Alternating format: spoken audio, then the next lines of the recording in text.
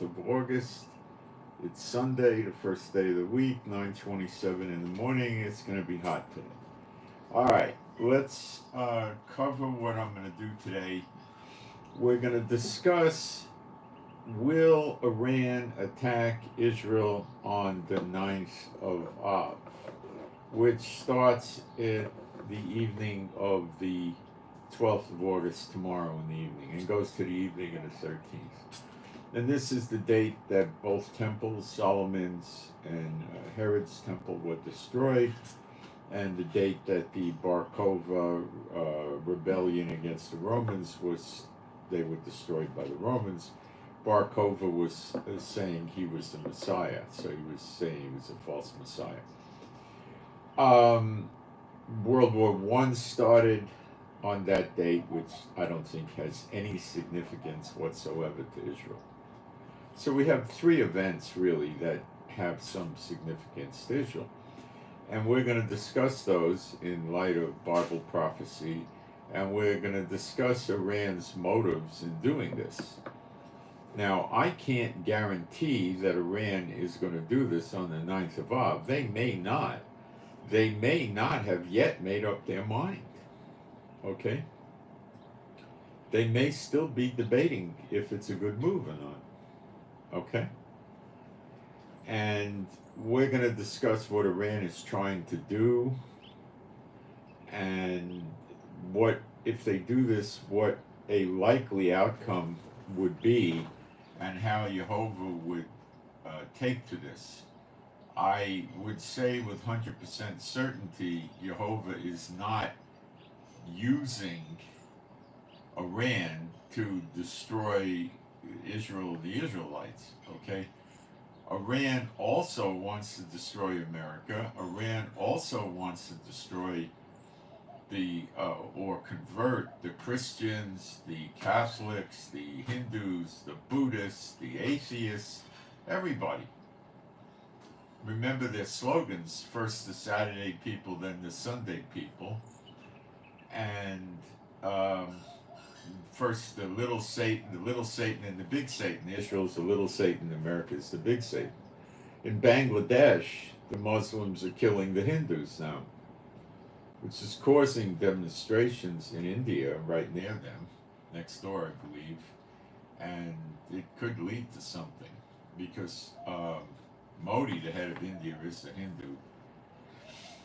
And we've seen them killing Christians in African countries and stuff like that. And they're basically just, killers. Now, we have to leave room for God letting their iniquity go to the fullest before he drops on them. But by doing this on the 9th of Av, they're sending a signal that God wants them, or had them, or helped them destroy Israel.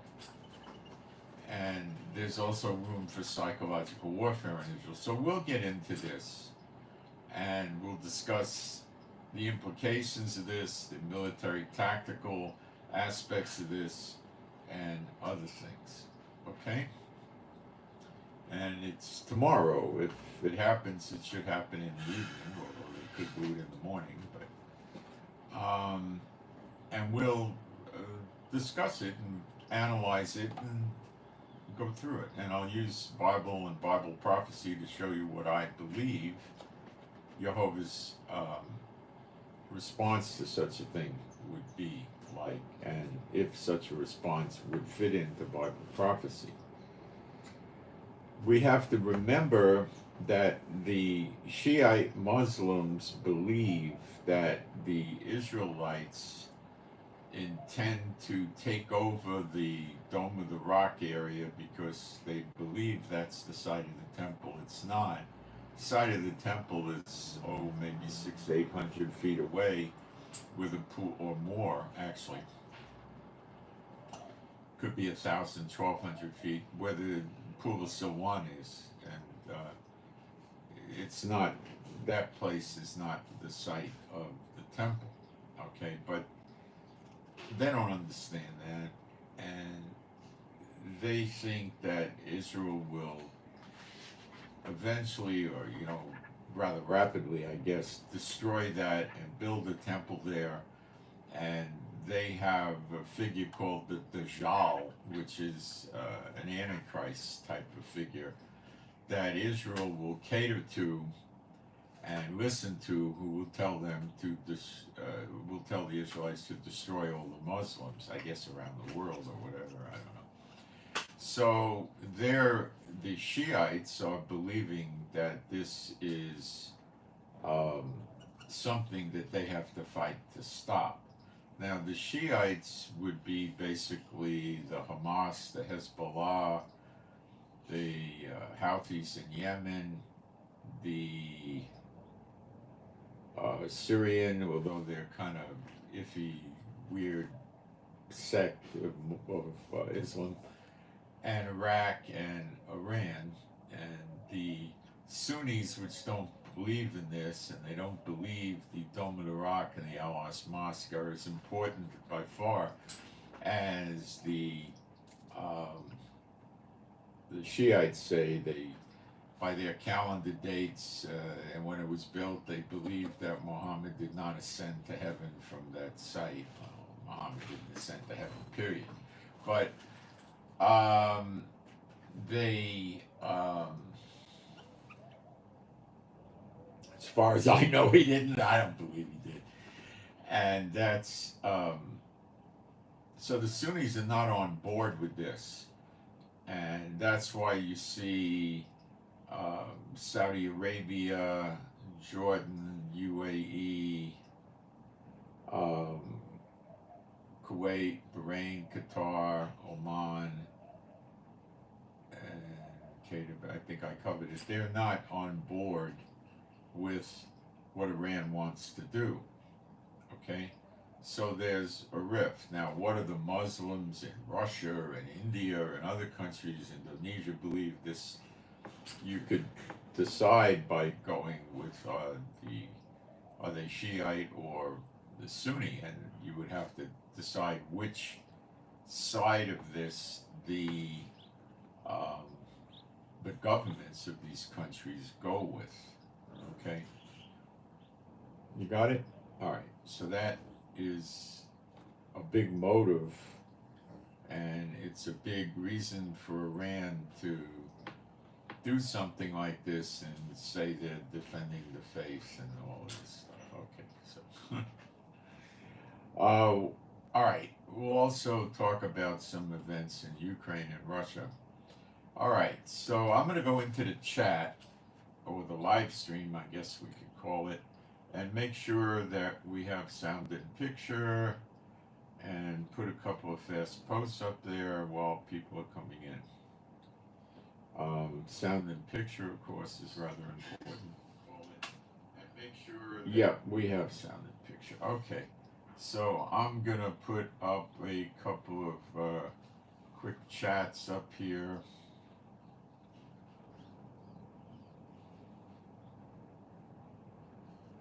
All right.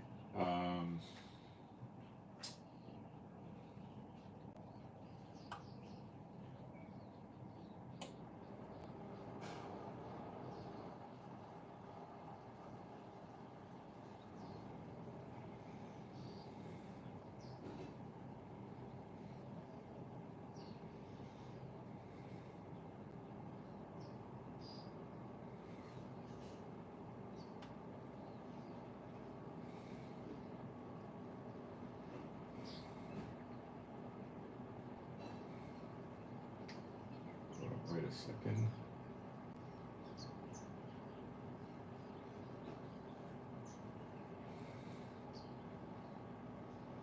I'll just be a few moments, not minutes, probably just a few more seconds.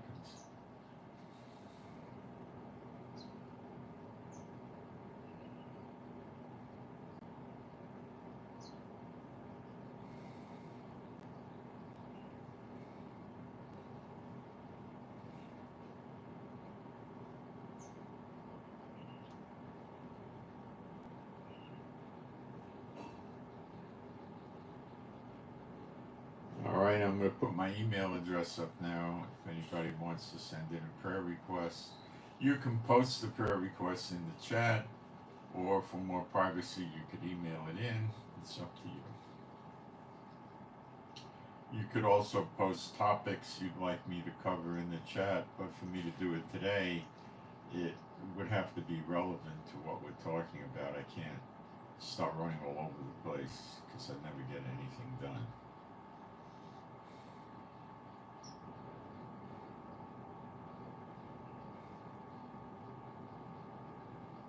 All right, I'm done. Let me just pin this up and get going. Okay, so being a Bible-believing site, Old and New Testament, I'm going to do some praise, and if you join in or not, it's entirely up to you. There is no God like Jehovah. There is no God like Jehovah. There is no God like Jehovah. There is no God like Jehovah. There is no God like Jehovah. There is no God like Jehovah. There is no God like Jehovah. I can't tell people to join in or not, and that's just what I'm trying to say. There is no Messiah like Yeshua. There is no Messiah like Yeshua. There is no Messiah like Yeshua. There is no Messiah like Yeshua. There is no Messiah like Yeshua. There is no Messiah like Yeshua. There is no Messiah like Yeshua. Okay. So things are rather tense in Israel. Okay. One thing that's worthy of note, a few things. We have spotted I think it's the second one, American submarine that can launch about 154 missiles in the Eastern Mediterranean. It's almost like Greece, actually. There are warships from America and the UK and I think other countries in Cyprus and Greece, and the Hezbollah in Lebanon said that if they're used to help Israel in any way, they would attack them. So I believe if things blow up, they will attack them with whatever they can throw at them, which would be anti-ship missiles, or maybe drones, or maybe probably one of the other, or both.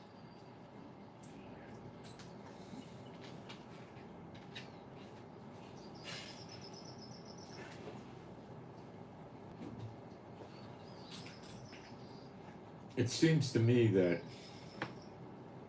Lebanon is overstating their military might tremendously. If it was not the case, Israel would not be behaving this way. For weeks now, on a daily basis, we've been taking out targets in Hezbollah, weapons depots, command centers, anything and everything related to Hezbollah that we know about, we're taking it out. Even up to Beirut. So Israel's been flying low Israeli jets repeatedly for days over Lebanon, breaking the sound barrier and making sonic booms. What has Hezbollah done about that? Nothing. He's a big mouth, he threatens Israel, and he's hoping that we don't do a ground invasion and wipe them out. And if there is a ground invasion, there would be a very strong concerted effort to kill him. And he knows that. And so I don't think he's got the might he talks about. Okay? Any idiot could get up there and say, I got 250,000 missiles, I'll destroy Israel. Come on. He has some missiles for sure, and he does manage to get some in and get hits, but he's going to pay a tremendous price for this, I believe, if he keeps it up. Now, Israel has accelerated its campaigns in Gaza because they did a little bit of a resurgence of their ability to launch missiles. And this is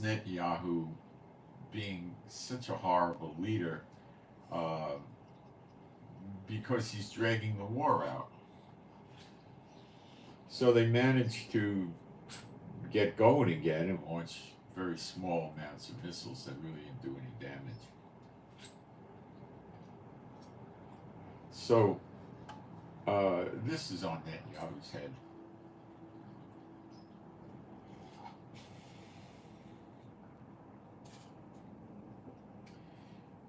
Now, Netanyahu's trying to make everybody happy, the friends and family, the hostages, Biden, the right wing in Israel, the left wing in Israel, and, you know, stay in power and keep out of jail with his 3 criminal trials that he's postponing because of the war.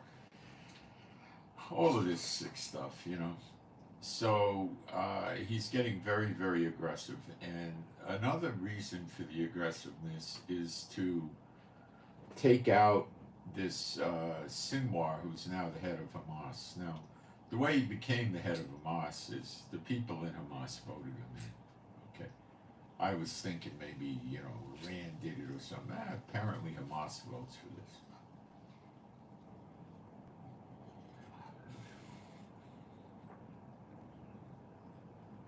So we're destroying a lot of buildings, finding more tunnels and stuff like that. So the net is closing in on Sinwar, and this is Netanyahu's tactic to push Sinwar into a ceasefire favorable to Israel.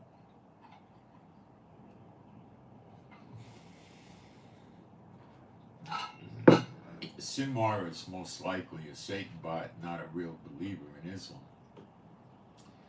And Netanyahu knows that. And of course, Netanyahu's one of them. And Netanyahu is trying to put tremendous pressure. In other words, Sinwar doesn't believe if he gets killed, he's going to paradise with 70 virgins. Okay, let's forget that one. And that's what's going on. Now, Sinwar is waiting for the other Shiite Muslims to come save the day. That's what's dragging this thing out. Okay. Iran said that if there was a ceasefire with Gaza, they would respect it, but they did say they're still going to give Israel a payback for the assassination of the Hamas swab in Tehran. I guess it's been 2 weeks now or something.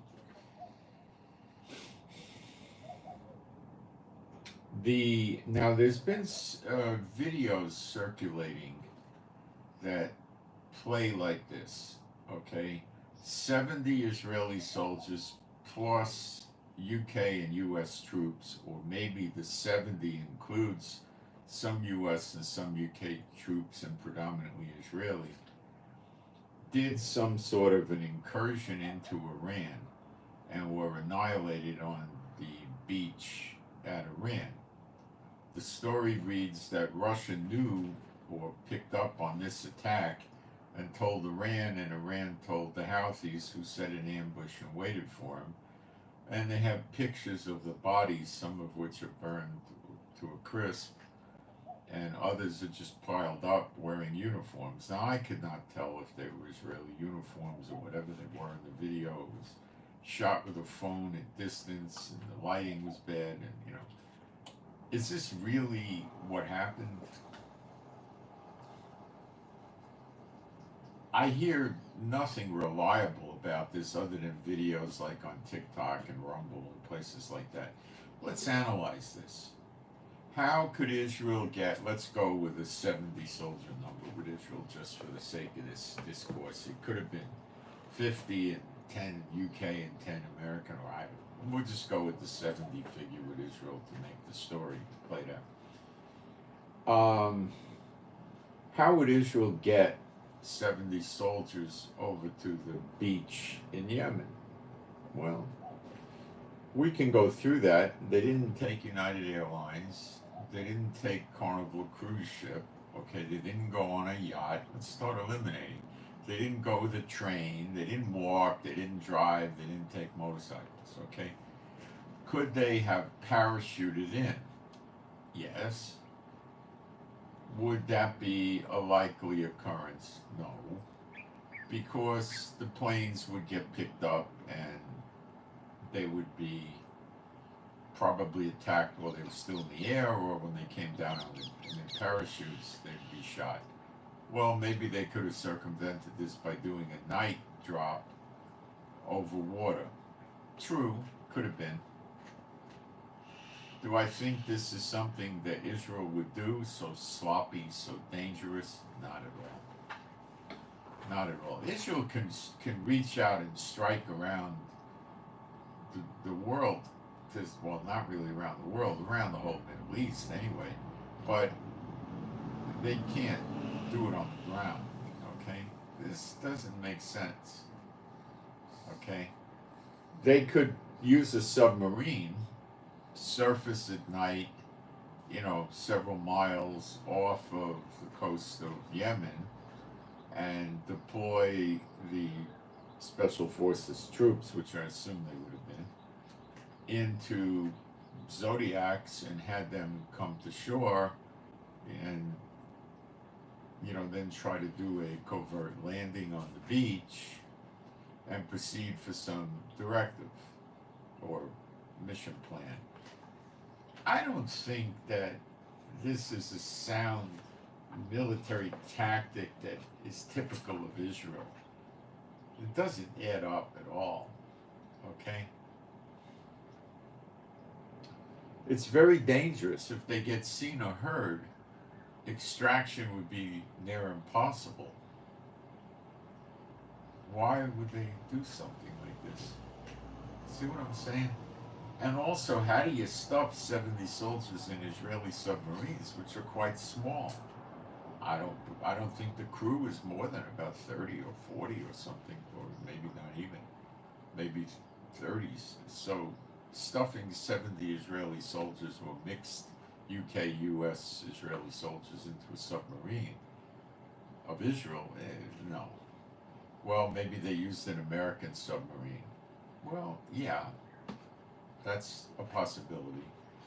The Israeli soldiers aren't trained to deploy off these mini subs that submarines carry for Navy SEALs, but those mini subs hold, 4, 5, 6 guys, not 70, so that's off the table. So the submarine would have had to surface and deploy them with Zodiacs or some kind of boat, and then they traverse up to the shore and land.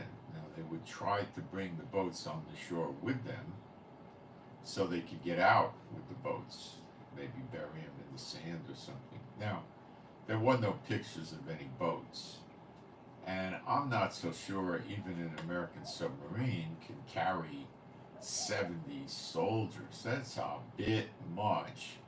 Even for a nuclear-powered submarine, that's a lot. Okay? A lot. All right? Yeah, they could stuff 70 on a surface ship, a big surface ship, but that would be uncomfortable, but they could do it. So I don't think that there was a submarine used here. I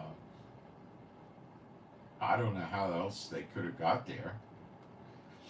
Parachute from an airplane into the water, and that's dangerous. It would have to be at night. That makes it very dangerous. And then go for how much of a swim, Now, if you're going for a, 500-yard swim, that's one thing. You got a uniform on.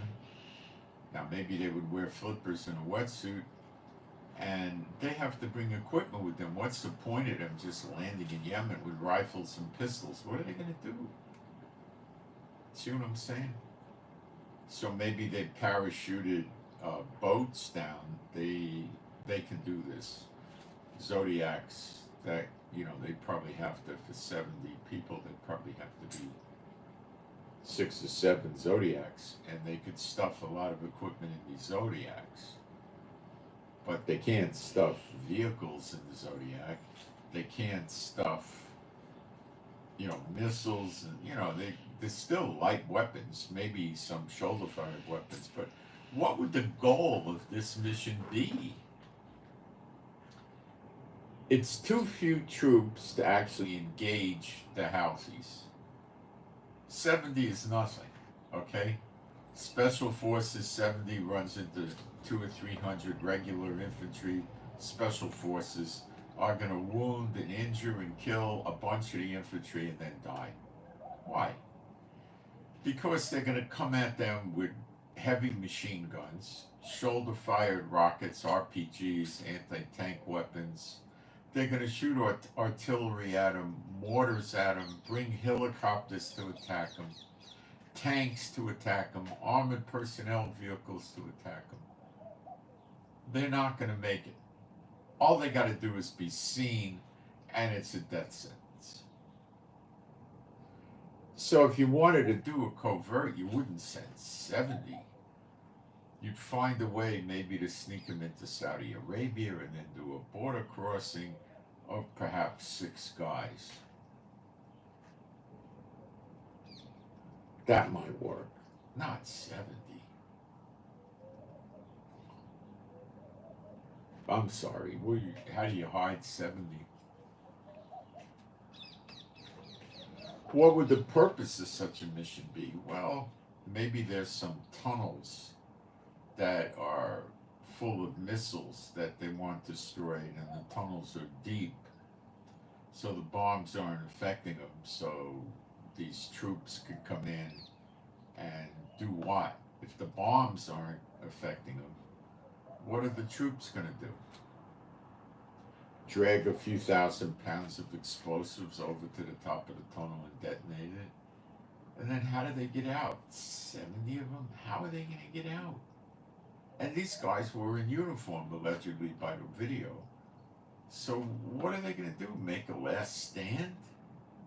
See, they wouldn't be attacking any command centers where leaders would be to do a targeted assassination, because these leaders are surrounded by a lot of troops.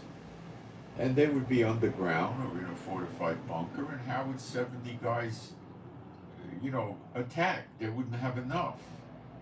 They wouldn't have enough firepower. And then once the attack starts, which if it was underground or a fortified bunker above ground or something like that, the attack would not take 2 minutes. It would go on, I would say at least 15 minutes to an hour, and help would come. It's suicide. And how would they extract? It makes no sense. See what I'm saying? Why would you send 70 there? For what reason? Let's say they wanted to blow the internet cables up and do a false flag and blame it on Yemen. Do I think this is likely? Absolutely not at all. But let's play with it just in case somebody thinks of that. There again, you're looking at 4, 5, or 6 guys coming in covertly, not a force of... if they sent 270 in, and they managed to bring tanks and armor and all kinds of stuff, then I would say they're trying to do something. But the Houthis got 167,000 soldiers. You don't send 70 in. It's too big to do any kind of a overt attack, and it's too small to do an overt attack. And it's too big to do a covert attack. They got to egress out of there. Okay? So the whole story stinks. Okay? And I heard nothing from Israel. And how could they conceal 70 or whatever the number is, Israeli soldiers, 60 or 50, not coming home because they're dead? How could you cover that up? The families, the whole thing doesn't make any sense. Okay? It just doesn't add up at all. Hang on a second.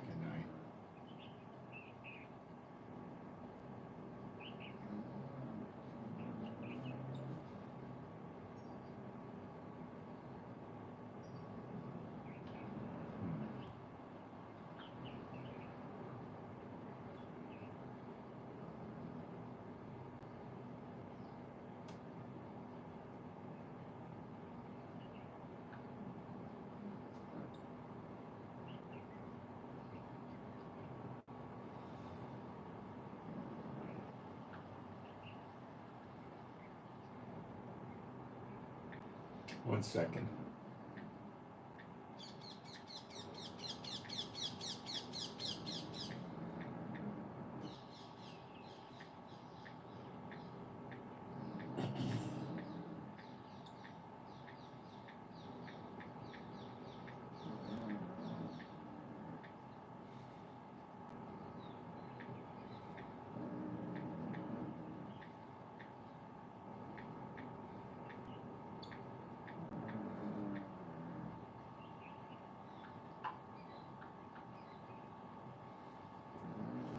So that story is, on the Rumble, TikTok circuit, that type of thing.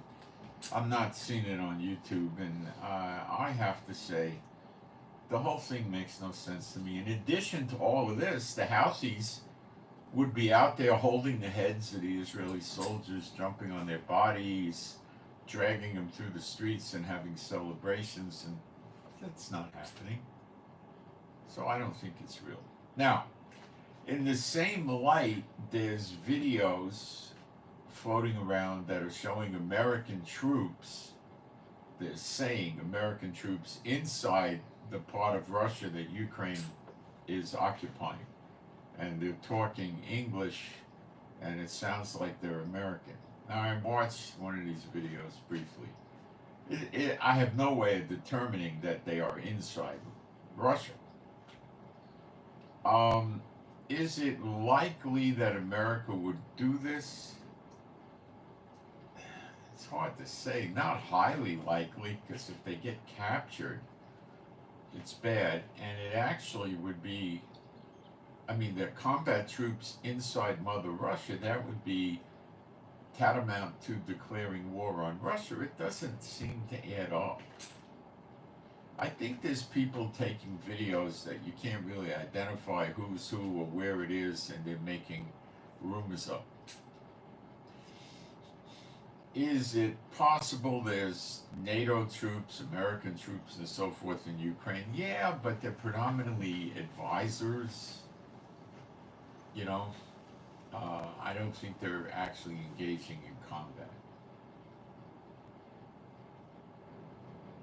Ukraine just attacked Belgorod.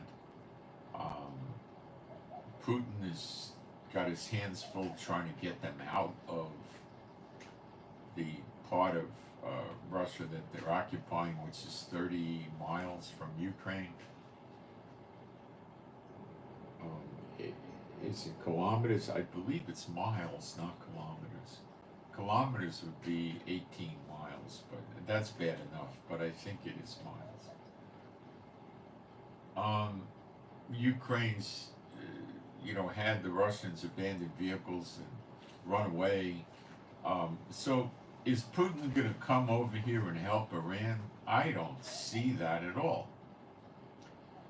The timing on this is good for Israel, you might say. I don't see it, because Putin's going to open up another front in the Middle East, tangle with America and the UK and NATO and Israel, while he's got his country occupied by Ukraine. Come on. That doesn't seem right at all. The Russian jamming equipment is being deployed against Ukraine, and it's not working. There's reports to that effect. So the Russian jamming equipment that he gave to Ukraine is not going to be working either.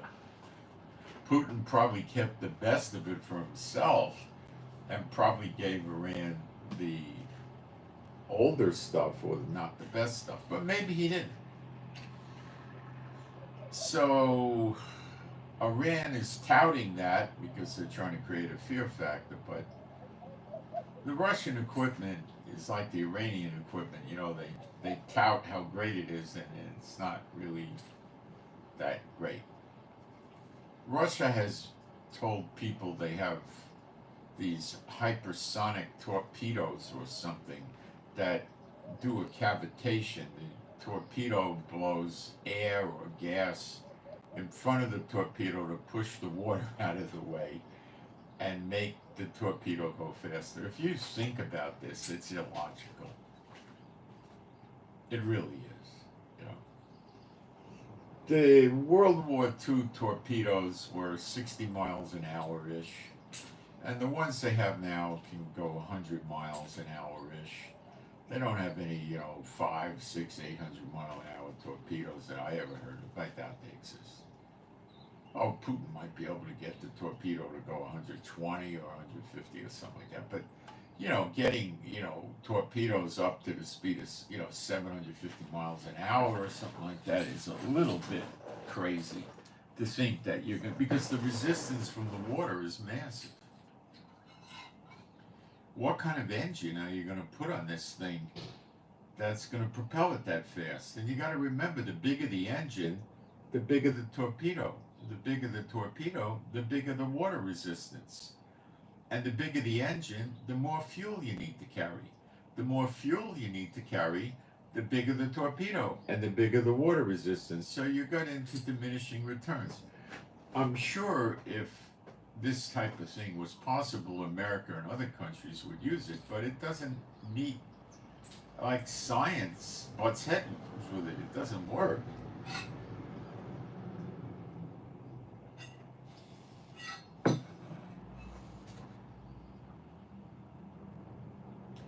Putin has touted his S-300s. He's touted his S-400s, his S-500s. They've not been effective.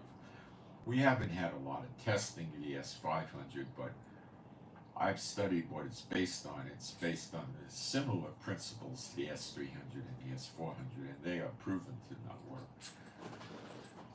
Not against look, they're going to work against the Vietnamese Air Force, okay? That they're going to do, okay? But they're not going to work against the, the latter generation stealth planes ever. Putin has not been moving any warships into the region. He's not bringing long-range bombers and things like that into the region. So I would say it's safe to assume that Putin has no intention of deploying his military assets over to the Middle East to assist Iran in defending itself against our enemies, US, UK, NATO, Israel, whatever. He's got his plate full in Europe. Now, he might have Belarus attack Ukraine. Belarus is slightly mentally ill, not as bad as these Muslim terrorist groups, but he does Putin's bidding, and he probably would attack Ukraine if Putin told him to. And of course, Putin would give him reassurances that he would defend Belarus, and I believe he would, and I believe he has troops and military assets in Belarus now. Kaliningrad is, again, near Poland and Ukraine in that area, and it's controlled by Russia and considered Russia proper territory. So if Putin wants to end the weapons transfers to Ukraine, he pretty much has to knock out Poland. Now, if you had a war that was just Poland versus the Russian Federation, probably, without getting help from NATO, probably Poland would be gone within days. Okay, you would lose. When you add NATO into the fix, the chances are Russia would lose. But Russia is losing because the NATO nations are bringing and the EU nations are bringing weapons into Poland and then bringing them into Ukraine via train and truck. So if he stops the weapons flowing into Poland, he's assumptive that the NATO countries won't bring them into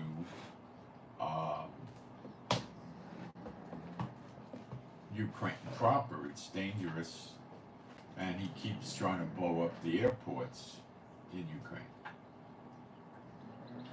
So I would say at this point in time, Russia is highly unlikely to do more than what it already has done for Iran, which is giving them jamming equipment and giving them radars, the S-300s or I think S-400s, and it's rumored that he gave them some weapons, ballistic missiles, and most likely anti-ship missiles, because he would love to see Iran sink the American fleet. So I would speculate Putin gave Iran the best anti-ship missiles it has and is hoping for the best. In other words, Iran taking out American ships, which could happen, believe me. And China, we've seen no signs of them doing any mobilization in the Middle East. So what Iran is attempting to do, if, and I use the words if they attack Israel on the 9th of Av, is make it look like God is destroying Israel. Like he did with Solomon's temple by the Babylonians, like he did with Herod's temple by the Romans, and you could add in the Bar Kokhba revolt against the Romans, where the Romans crushed them and killed them, and it was 9th of Av. But there is no temple in Israel. God is not interested in destroying Israel today. We've covered the prophecies for years. And there's no temple. So, God doing such a thing doesn't really make any sense. But now let's look at Bar Kokhba. Bar Kokhba was saying he was the Messiah and leading the people astray to follow him. And because they thought he was Mashiach, they would win against the Romans. And they got wiped out. Now let's take a look at what Iran would be trying to do here. Trying to make it look like God is using them. Iran, Hezbollah, the Iran-backed militias in Iraq and Syria, and Gaza, Hamas, and Hezbollah in Yemen. That it would make it look like God, they would all attack. It's making it look like God is using these Muslims to wipe Israel off the map. Now, when you study prophecy, God very often waits for their iniquity to go to the fullest, and then he drops on them. Then the maximum punishment can be dished out because they earned it.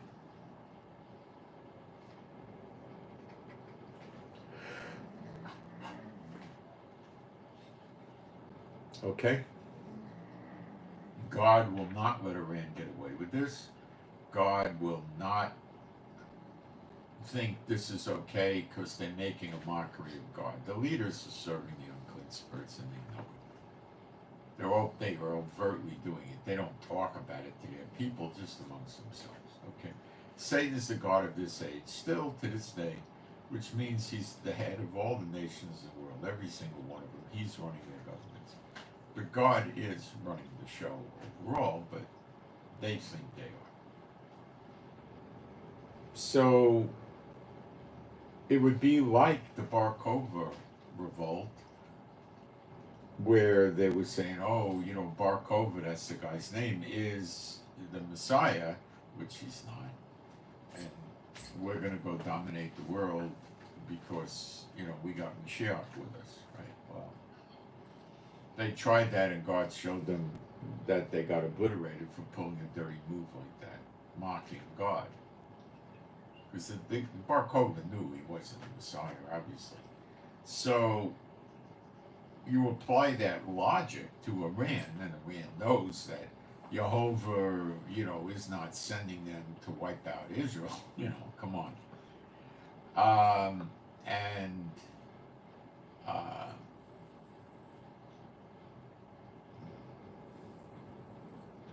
They're making a mockery of God and Israel. Now, some say this is just being played out on the media for psychological warfare purposes against Israel. Yes, this could be true. Um, Iran had to get the weapons from Russia, had to set them up, had to move them around. They probably have had enough time by that now. I don't know what their thinking is with, like, America must be up to 16 or 18 warships in the region. I don't understand. Plus, I don't know how many aircraft. There must be floods of American aircraft around the different bases in the Middle East. I'm talking hundreds when you add it all up. I don't know what their thinking is, but it seems deranged. I mean, what are they going to do? I think they're counting on or banking on America not doing a substantial attack against them if they attack Israel. So then we have to take into account that maybe America will turn its back on Israel and not do anything.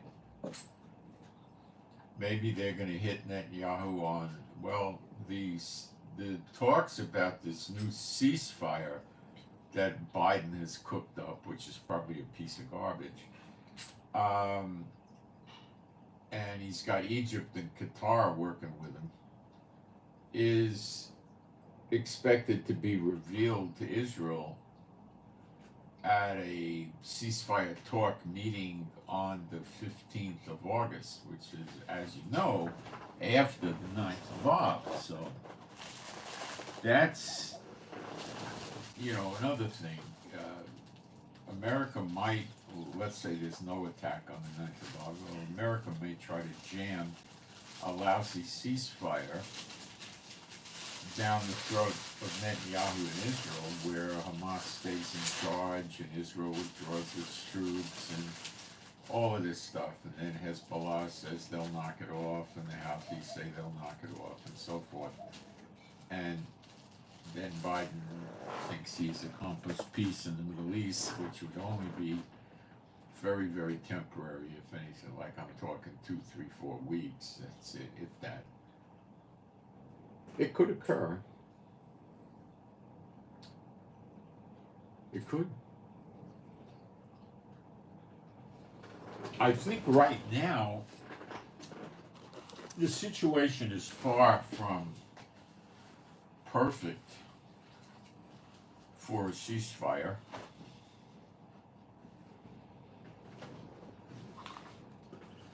The only way Netanyahu wants a ceasefire is if he emerges as a hero, and Biden doesn't want Israel to win. I'm going to take a break for a minute.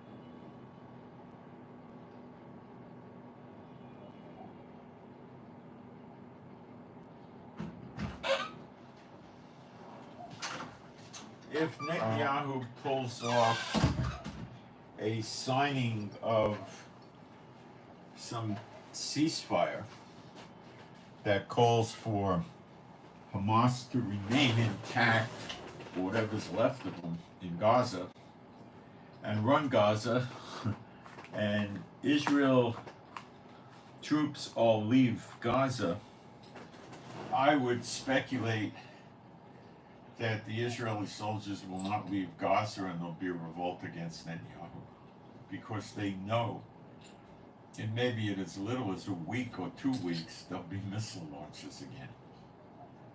Egypt will let weapons come in again and so forth. So this could cost Netanyahu his position, and there also might be a vote of no confidence the same day he agrees to it, or the next day. So for Netanyahu to do this is all kinds of suicidal, and he may go for it, and Israel may just say, forget it, we're not listening to you, we're throwing you out of office.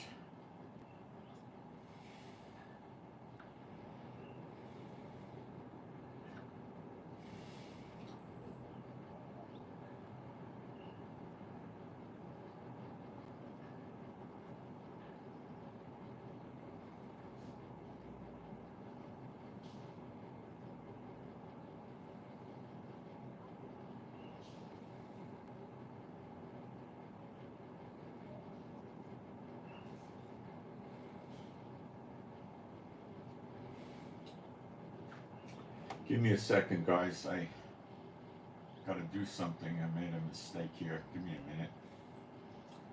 We got a broken washing machine, and I sent a message to the wrong person to come fix it.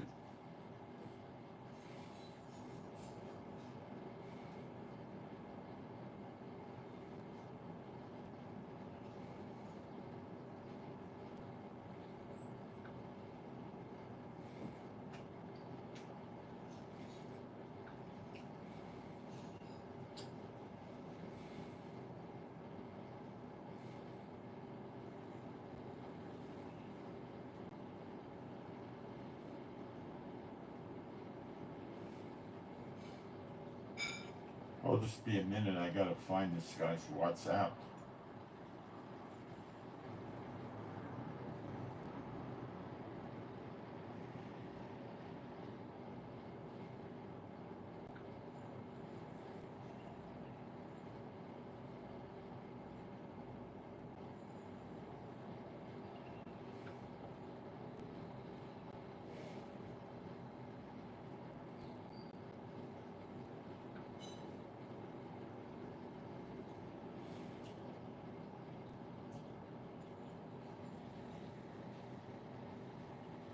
Can't find this guy.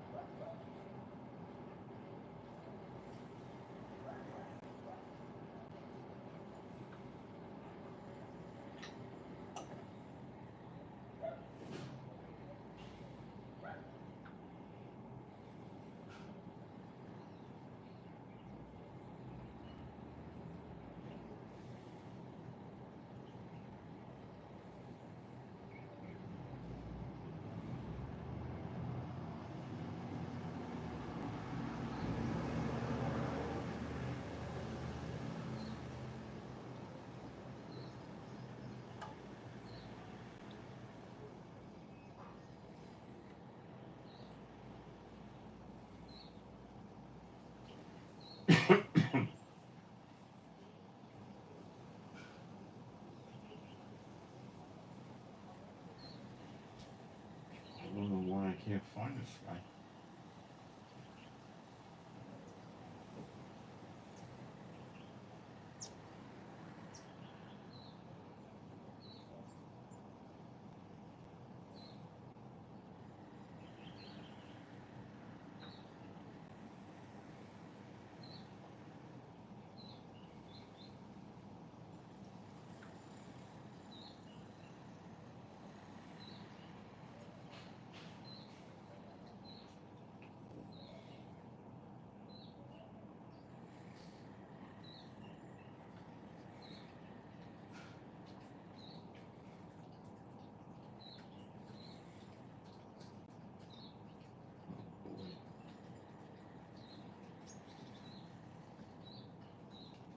Oh, I think I know where he is now.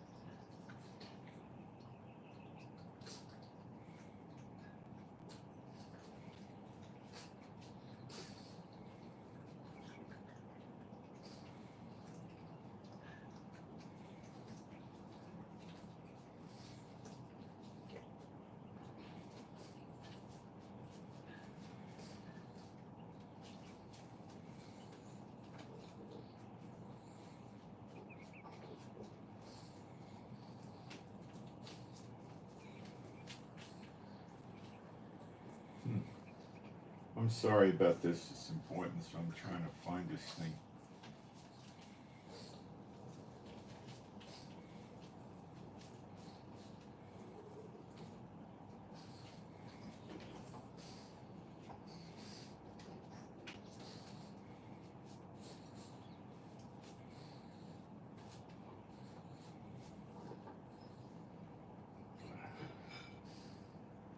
I'm gonna have to. I'm gonna have to do it later. I can't find it. Okay. Sorry about that. So, I'm not sure if Iran's gonna do this. If they do it, it's gonna be based on they think America's not gonna do anything to them. Okay? And Jeremiah 49 shows us that Elam, which is Iran, Iraq, and Syria, pieces thereof, but would mean the whole country gets it because the pieces thereof are under the government's control. The whole country that gets it are going to get destroyed badly by their enemies, and all the people leave and scatter around the world. So, this could be it, and America does respond. America wants to get rid of Iran, and they're looking for an excuse, and this whole October 7th thing was probably designed to lead up to the destruction of Iran, which Netanyahu really wants to do. He really loves that idea.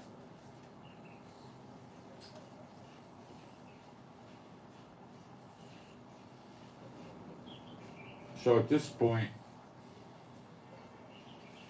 the only additional thing I could add to this is the fact that when we see Zechariah 12, the siege against Israel,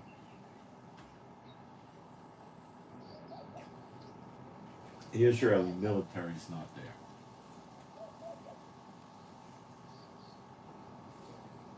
Okay. You don't read anything about it in Zechariah 12. So, is it a possibility that Iran, Hezbollah, the Iran-backed militias in Iraq and Syria, and the Houthis, and Hamas come up with such an attack that they destroy the Israeli military. Possible.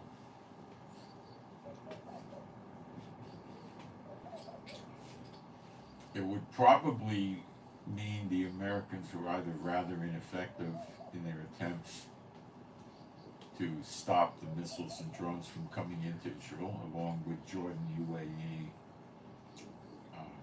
Saudi Arabia, and Bahrain, or they didn't even try. They just set Israel up or something like that.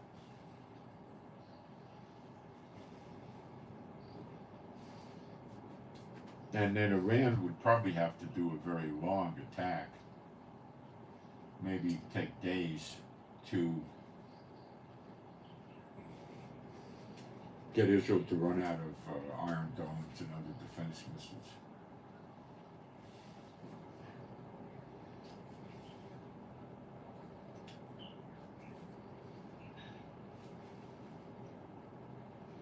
Now, when they defeat if they go through this and it works and they defeat the Israeli military, then they would likely come with boots on the ground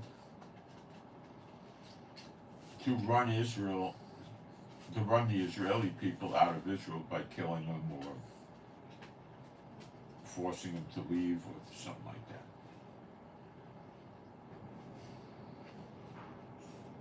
And that would mean surrounding Jerusalem and Judah, which is the words used in the siege in Zechariah 12.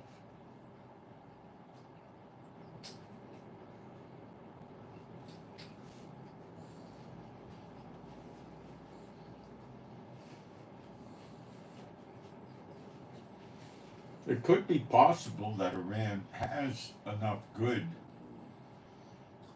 drones that are stealthy and anti-ship missiles that are effective to destroy the fleet of America. And they might also use their go-fast boats, of which they have over 1,500, all at the same time, to swarm attack the ships and destroy them.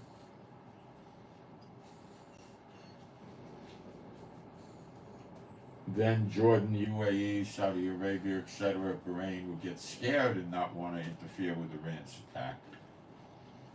And it goes down. I don't know.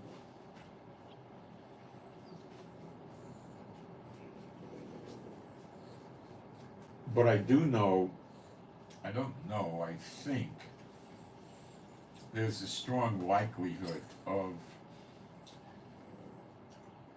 Iran doing a big attack with their proxies on the 9th of Av, which is the evening of the 12th. To say that that's not a possible likelihood would be not a good thing to say. Okay, because they said it more than once. It makes sense why they would do it, and they might do it. And it might damage Israel quite a bit. I'm going to check the chat real briefly.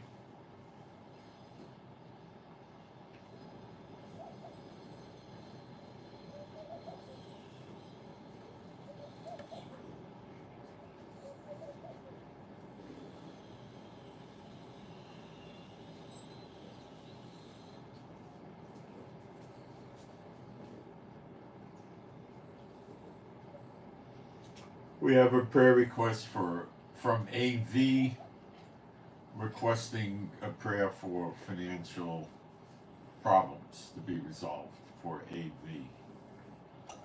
Okay. I have a prayer request for JG, Jack Girl. JG, Jack Girl, JG. Prayer request for a good job and help with finances. Okay. Got a prayer request for IF. Israel Frank. IF. Israel Frank. IF. Prayer request for protective spiritual warfare. Now, some of you know what that is. Protective Spiritual Warfare for IF. Okay. I'm going to delete those so I don't forget that I did it already. All right.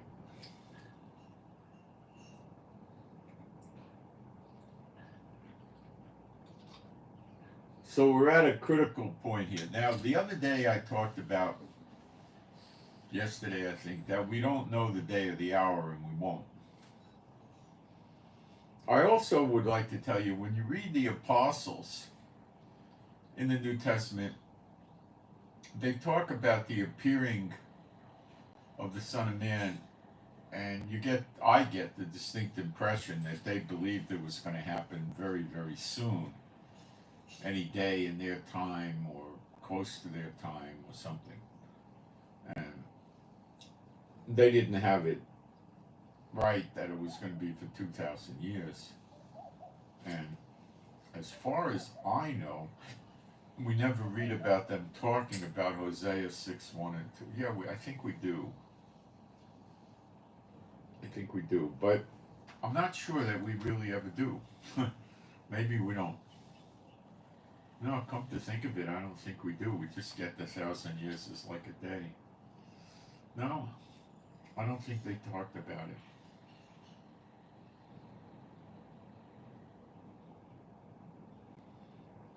Okay.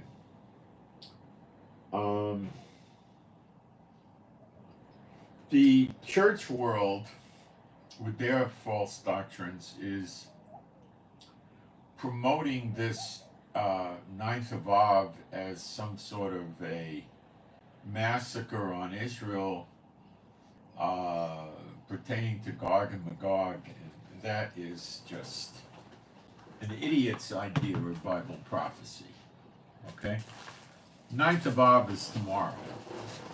Ezekiel 38:39 says Israel is living without bars and walls, with peace and safety, with great riches, with cattle, gold, and silver. Guys, obviously that is not Israel today, and if you think it's going to change between today and tomorrow night, boy, you're really a believer in miracles. It's not right. God and Magog's not it. So then they'd have to modify and say, well, the attack on Iran is going to bring in the Antichrist with his peace covenant and stuff like that. No, it's not going to happen.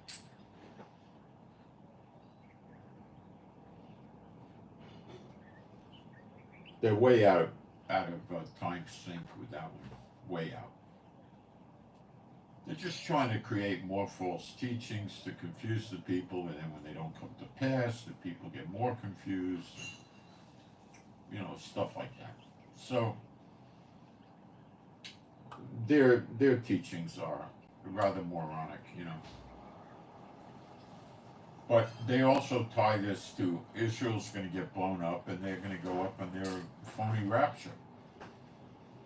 There is a rapture, but 4 times Yeshua told us it's on the last day. John 6:39, 40, 44, and 54. And the last day means there's no more days, so it's after the millennium and everything. So they're not, you know, they don't have any doctrines that hold up, you know.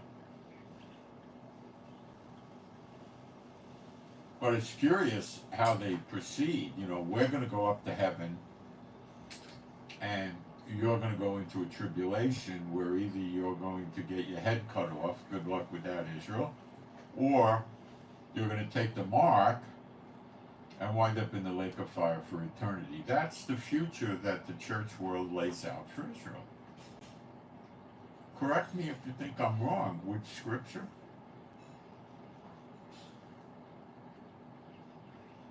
Okay. Now, they don't all believe this, but it's a big trend. The Catholics, the Lutherans, Presbyterian, and Episcopalian, and I think Church of Christ, and others believe in amillennialism, which is basically says that Yeshua is reigning now because he's on the right hand of God the Father. Therefore, we're in the millennium. Please note there's never a restoration of Israel. Israel never returns to the Lord, right? So that's an anti-Israel doctrine, obviously. And any day now, Yeshua could come down, burn the earth up, and take us up to heaven. The fact, and they say this is the millennium because Yeshua is reigning. The fact that he's been seated at the right hand of God the Father for approximately 2,000 years doesn't bother them. They just persist in their doctrines. Amillennialism is a massive amount of the church world believes in this. Okay? That's the basic Catholic doctrine, I believe, for end times. Lutheran, Episcopalian, Presbyterian, and many others believe in this. It's idiotic. And it works on people that go to church on Sunday for 45 minutes, or maybe they just go to church on Christmas, run around saying they're Christians. And they believe nonsense like this.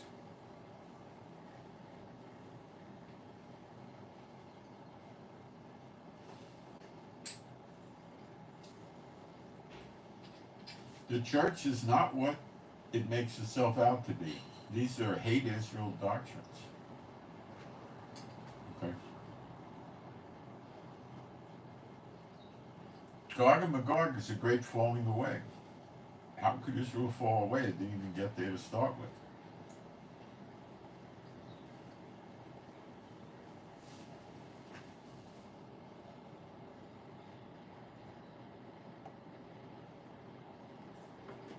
It's sad, but that too is making a mockery of God. Because their doctrine is God is finished with Israel, basically. And has substituted the church for Israel, which he's going to rapture out of the trouble while Israel gets destroyed.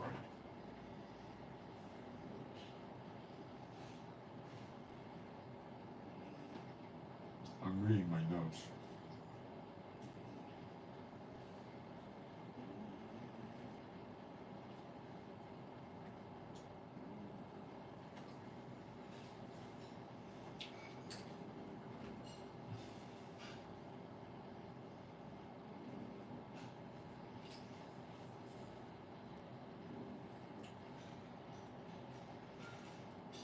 If we're going to take a posture that Iran's going to destroy Israel, and that's a really good thing, well, what we're saying, because Iran wants to destroy Hindu, Buddhists, Catholics, atheists, communists, everybody, is that, Muslim or Islam is God's choice to run the world, and, they're his chosen people.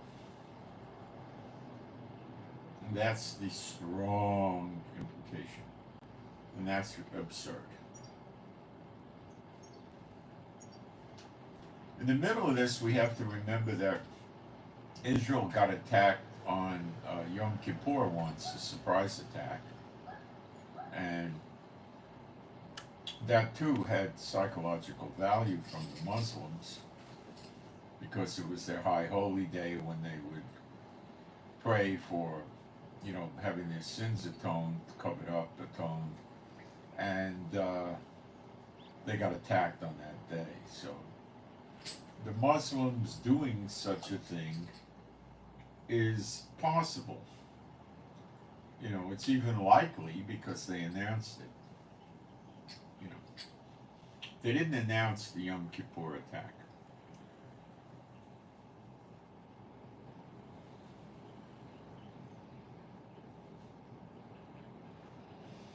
I told you that World War I started on the 9th of Av also, but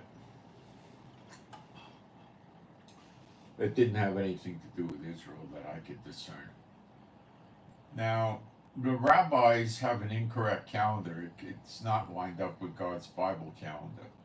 But if Iran is trying to do this to create, damage to Israel and stuff like that, and make it look like God did it and stuff like that, they would use the date that Israel thinks is the 9th of Av. Because if they used a different date that might be more accurate with the Bible calendar, it wouldn't have any impact on the Israelites and the world at large, because they don't know the right calendar.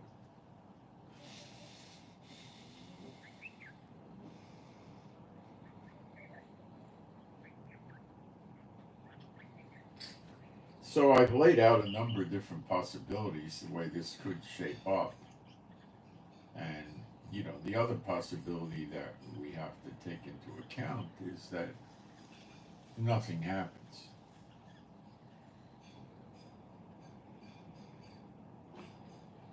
In which case I would say there'll be some sort of a ceasefire. And that could open the door for Elijah to appear and start training the Levites to do the offerings and make them acceptable, or you might want to say pleasing or pleasant unto Jehovah. And that would bring the blessings of the law on Israel.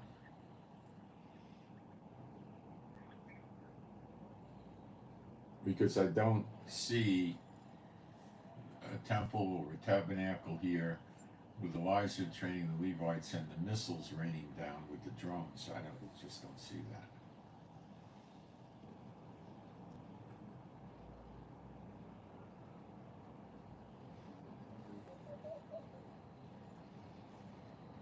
It would say that, he's training Levites at perilous times, or a time of trouble or war, or, something like that. And he's not really doing that.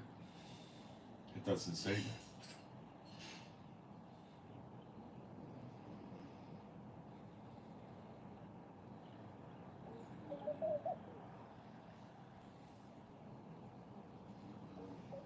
This could also blow up out of proportion, and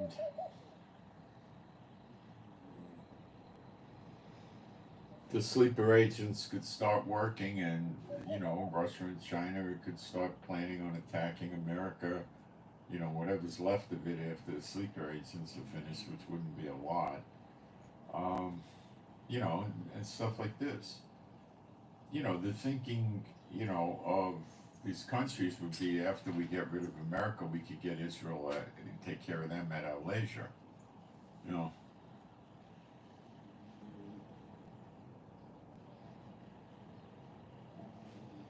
the media doesn't talk about the sleeper agents anymore in America, do they? So how honest is the media? You're not going to be the head of any big media or anything unless you're a Satan bot.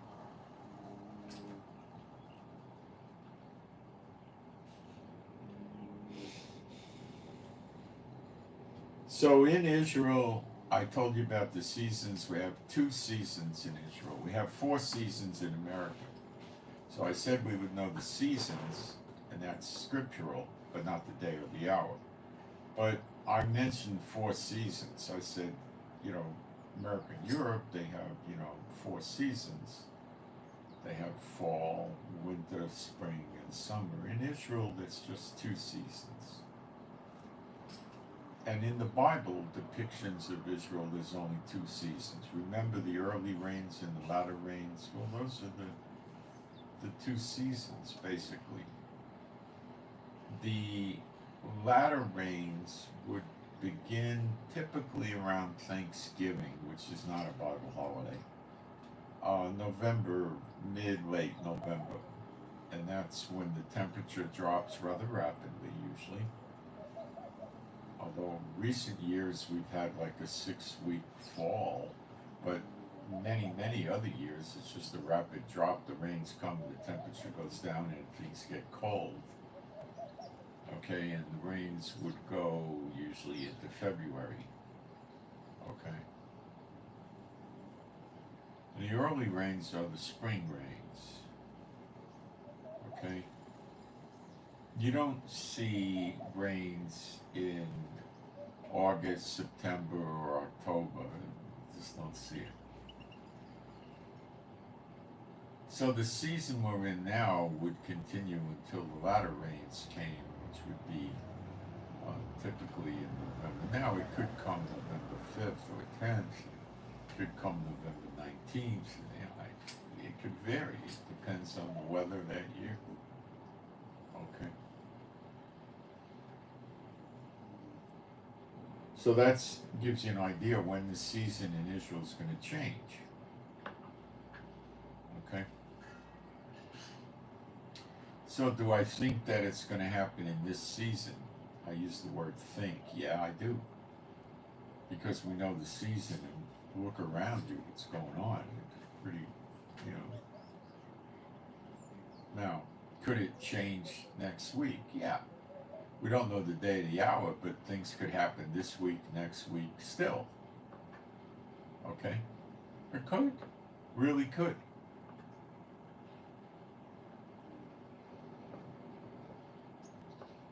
There really is a siege against Israel, but maybe it does mean a surrounding with boots on the ground. I don't know. It could very well be that, and we've got to wait for that.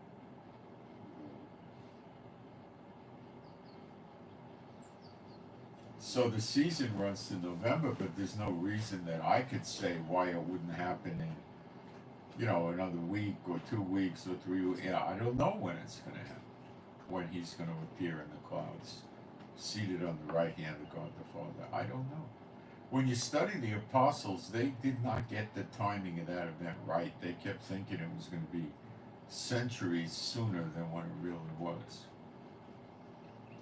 So it's very, very difficult to interpret the prophecies given to other people, i.e. the prophets, and try to resolve the timing of them, yet alone trying to associate it with current events to see how the timing is going. That's extremely difficult.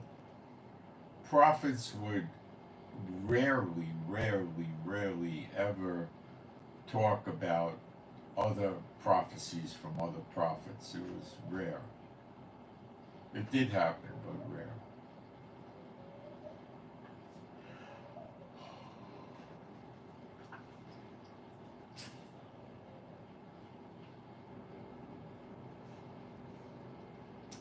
I don't think we have a long wait, and I think we got a high probability of seeing something happen on the 12th, tomorrow, in the evening, which means that the show will be going on at a very accelerated rate.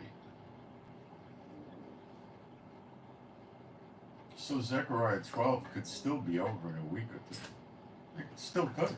I don't know if it will be, but it sure could. We're not going to get the day or the hour.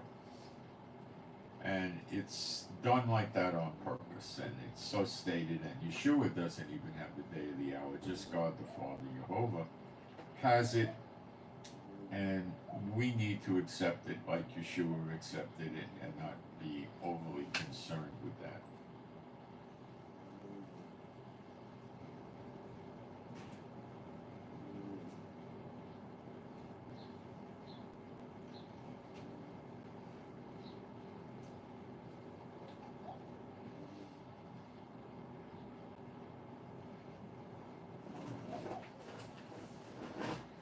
What do I think about Israel murdering children?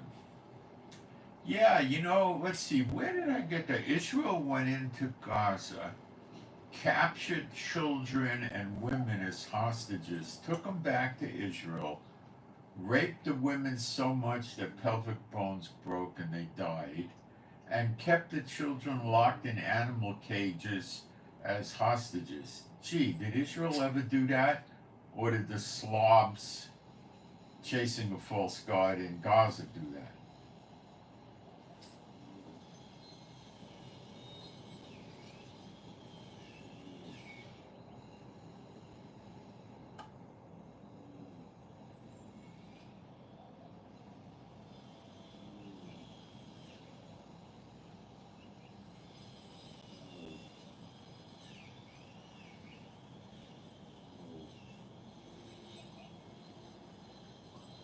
Iran has the right to defend itself,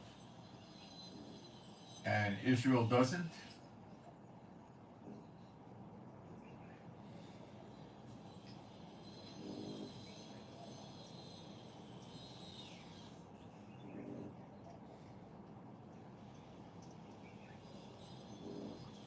Trump or Biden. Now, let's see if there ever is another election in America before we go down that road.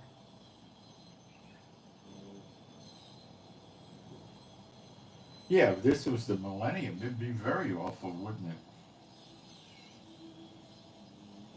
I wouldn't go off too much on Trump is so much better than Biden. On paper, his policies, yeah, they seem better.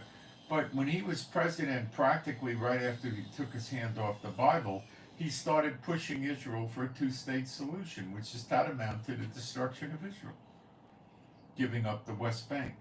So how great do you think he is? How great do you think God thinks Trump is for pushing Israel that way?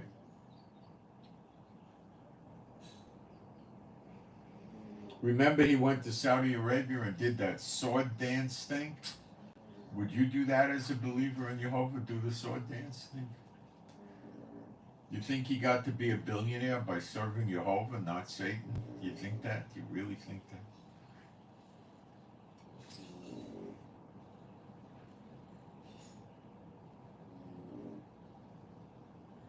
I don't think that. Let me check the news to see if we got any social media from various sources and see if we got any new developments here.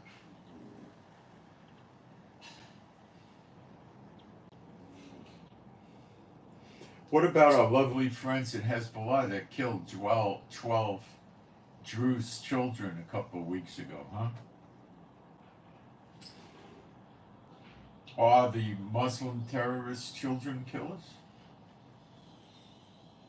What about October 7th when they invaded Israel and they burned children alive, little children tied to their mother with wire, burned them alive? They cut a fetus out of a woman when she was alive. That's baby killing.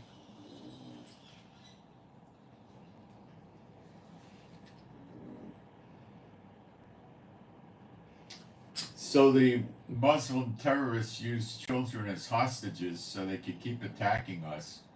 And because of people like this that run around saying we're children killers, we're not supposed to attack them, we're just supposed to let them keep running around and killing us. That's the Muslim terrorist line of logic. And it's not working.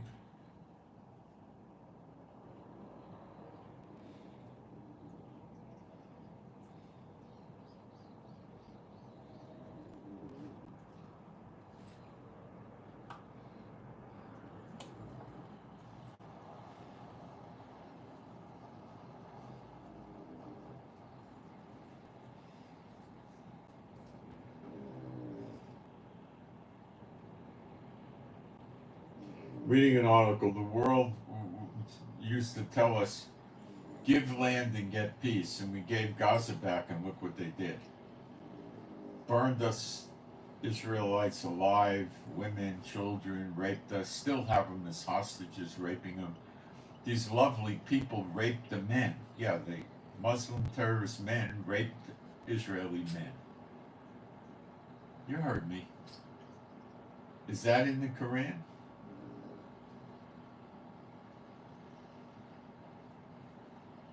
So if they don't listen to the Quran, are they Muslims or something else? It seemed to me there's something else. If believers in Yeshua HaMashiach don't follow the Bible, there's something else.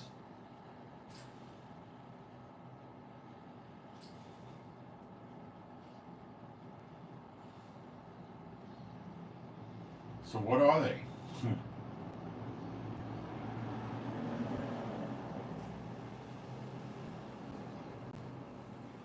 Why don't the Sunnis agree with the doctrines of the Shiites? They read the Quran too.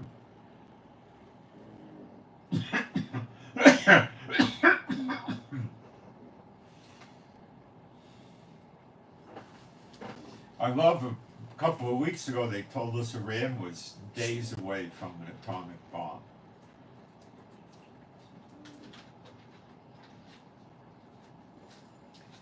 Last week they told us they're weeks away.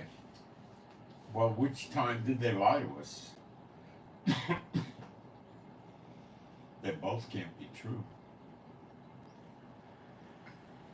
See how the world works?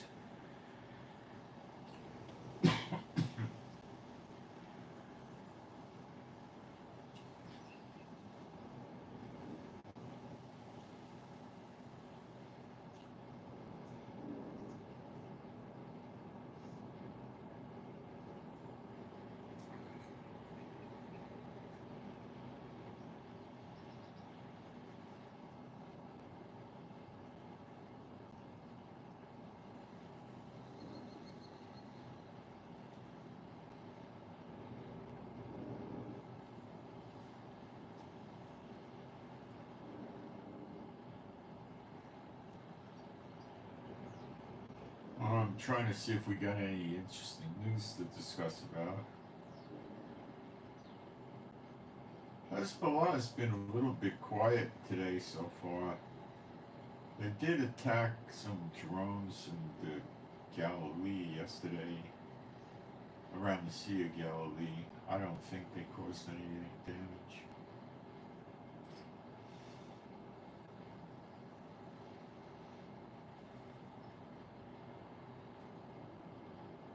Iran keeps issuing these NOTAMs, which is, no-fly notices for a certain day or hour or whatever, around Iran.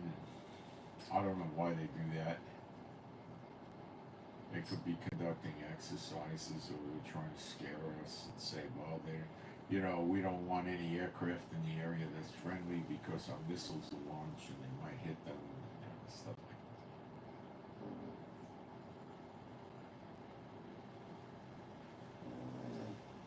Iran isn't anywhere near as powerful as they like to make themselves out to be, as evidenced by their interactions with Israel from October 7th.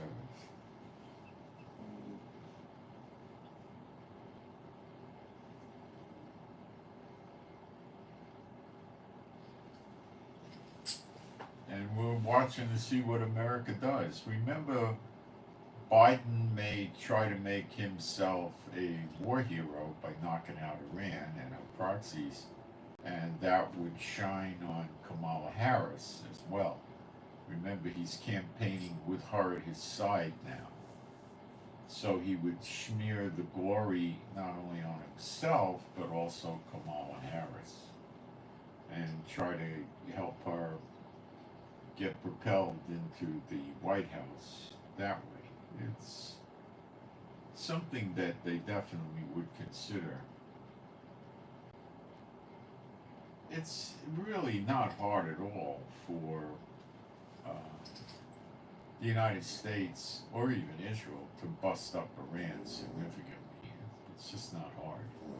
They have to watch that, and they know that.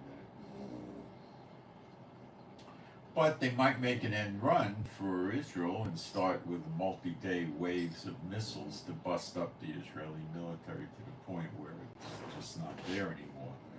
That, to me, would fit with Bible prophecy. I can't say for sure it's going to happen. Not, it could. And that would scare the Israelis, especially when they started staging on around the borders. And that's when the two witnesses burn them up in Zechariah 12:6. So it could go down that way. And Elijah, while we're waiting for the appearing of the sign of the Son of Man, Elijah may start working openly very shortly. Days, maybe, we don't know. Why not? We're not told what day he'll do it, but we're also not told that you're not going to know the day or the hour about that. So, there's a lot of we got to watch and wait going on here. All right. I think I covered everything I wanted to cover today. Let me see if I have any questions yet.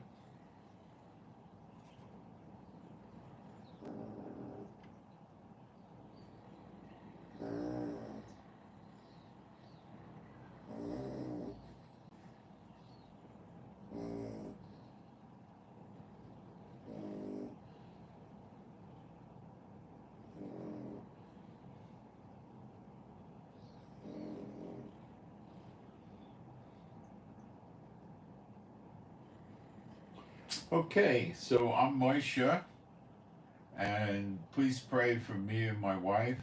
Pray for our peace, safety, protection, joy.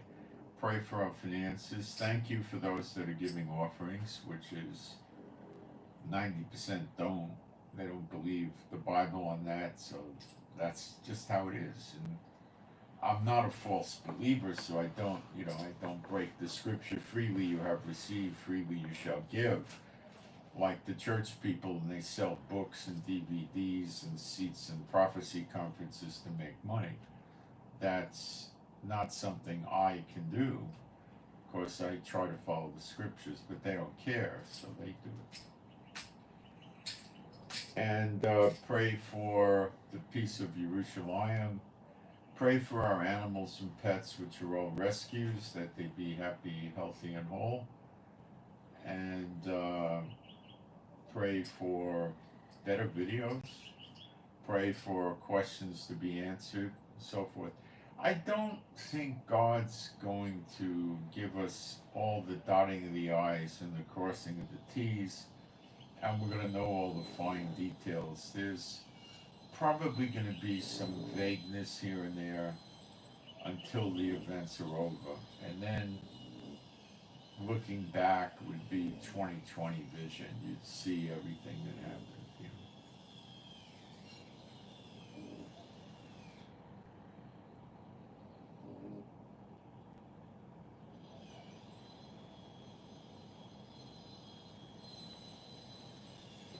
So that's what I got for now, and make sure you subscribe, because when the eggs start hitting the fan, which they might tomorrow evening, I'll be doing live stream updates, assuming there's still internet and electricity. I'll be doing live stream updates. There probably will be. I'll be doing live stream updates, and you may not want to miss that, or you might not care. It's up to you. But if you subscribe and hit the notification bell, there's a good chance you'll get notified that I'm doing a live stream at an unusual time in the night or the day and so forth. And that way you would be getting updates from Israel a lot sooner and more accurately than you will from the media. Okay. I mostly get my information from social media, not. I do read the big media, but usually don't get a lot of information out of that. And when you do, it's old. And they leave so much out, you know. They leave so much out. So let's watch and wait. And be ready to look up. Of course, our redemption draweth nigh, and it is nigh. And if I look around me, it's kind of hard for me to say that this is not the season when it was associated with recompenses, which is using a Shanat word for year, not Shana, so it doesn't mean an absolute 360-day year. It could be like, in the vicinity of a year type meaning. So then comes the season, so I think we're pretty close. And it may not take until November or October. It could go next week or the week after or something like that, We don't know the day or the hour. We just don't. We don't know. Okay, kids, so I'll keep you updated. I hope you got something out of this. And just remember, Iran they still may not know what they want to do tomorrow. So they may not have made their mind up completely that they're going to go through with this. They're watching the whole scenario. What's Israel doing? What's America doing? What's NATO doing? How bad is Russia buried? What about Russia helping us? And a million other variables. So, one reason is, we don't know what they're going to do. But we do know ultimately they're going to get wiped out in Jeremiah 49. So it's called Elam, which was composed of southwest Iran, and Iraq and Syria. But because the governments of these countries contain that land, it would probably make a pretty darn good deal of sense to assume the whole country, as we know it today, would get knocked out. So there you have it, kids, and I send my Shabbat Shalom to all those who love Yeshua HaMashiach. It would be helpful if you hit the thumbs up, the like button, and I'm out. Thank you.